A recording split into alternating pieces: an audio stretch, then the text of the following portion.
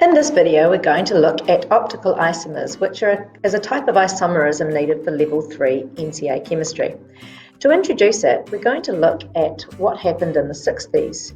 Doctors were noticing that a lot of women had morning sickness and they were beginning to develop drugs which could alleviate these symptoms. These symptoms can be dangerous and debilitating. They developed a drug they called thalidomide, and this had great success in alleviating the symptoms of morning sickness.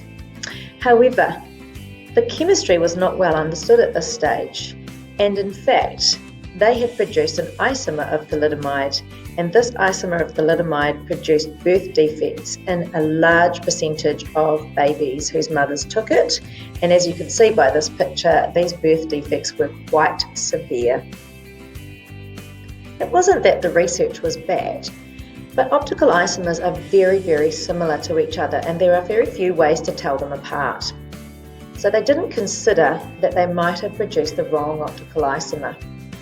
Optical isomers contain what we call a chiral carbon atom, and this obviously means that the two isomers have significant differences, as we could see by the previous example.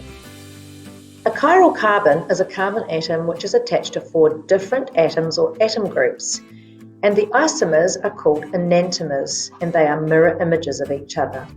Consider these enantiomers here. You can see the chiral carbon in the centre, and the 4 different groups are being identified: a methyl, an ethyl, an amine, and a hydrogen atom.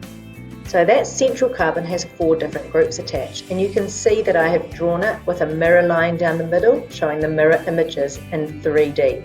3D is quite important at this stage. Let's have a try at identifying some chiral carbon atoms. We'll use a molecule of glucose, which is going to come up on the screen now. Pause the video and see if you can figure out which of the 6 carbon atoms are chiral. So we're looking for carbon atoms with 4 different groups attached. Carbons 2, 3, 4, and 5 all are chiral. Carbon 6 has 2 hydrogens, so that means 2 of the groups are the same, and carbon 1 has a double bond, which also means it can't have 4 different groups.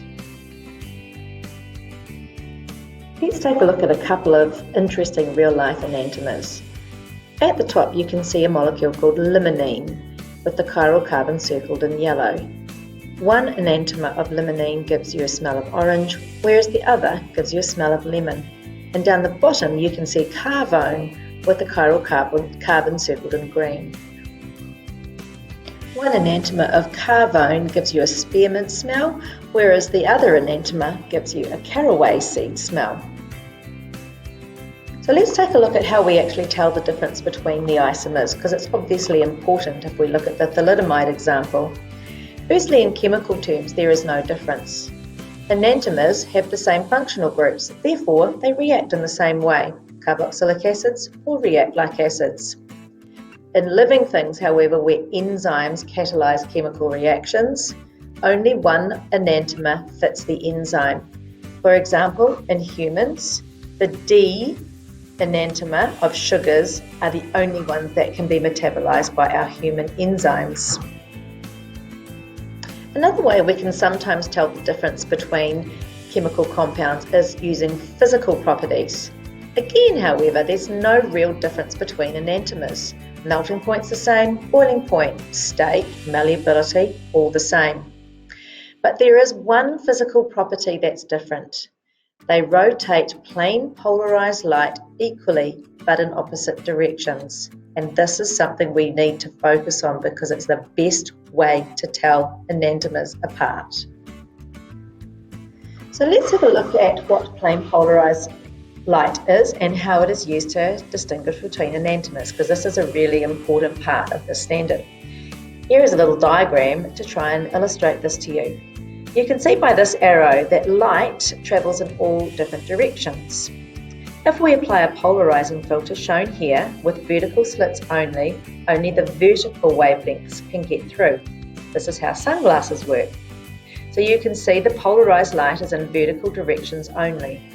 If we then put our optically active solution in this container here, the plane polarized light will get rotated. One of the enantiomers will rotate it to the left, as seen here. The other, if we use that in the container, would rotate it to the right. And if we used a non-optically active solution, i.e. something that didn't have chiral carbons, that plane polarized light would not get rotated at all. This is the only way that we can tell the difference between enantiomers.